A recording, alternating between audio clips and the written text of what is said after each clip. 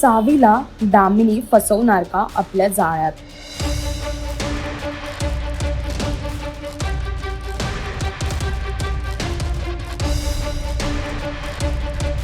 जुळली गाठ ग या मालिकेमध्ये दामिनीवर वार केला सावीने. सावी चाकू घेऊन पूर्ण घरात फिरत आहे.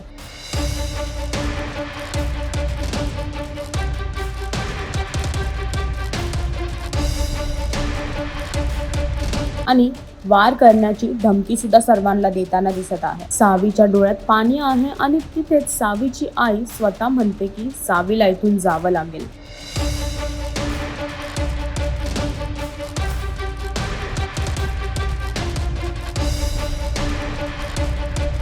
वेड्यांच्या हॉस्पिटलमध्ये सावीला दामिनी आणि सर्व घरातले मिळून वेड्यांच्या हॉस्पिटलमध्ये सोडून येणार का? दामिनीने वेड्यांच्या हॉस्पिटलमधून नर्स बोलवले आहेत सावीला घेऊन जाण्यासाठी आणि सावीला ते लोक घेऊन सुद्धा जात आहेत. तिथेच सावी फक्त एकच नाव एकाच व्यक्तीला बोलवताना दिसत आहे आणि तो म्हणजे तिचा फ्रेंड धैर्य.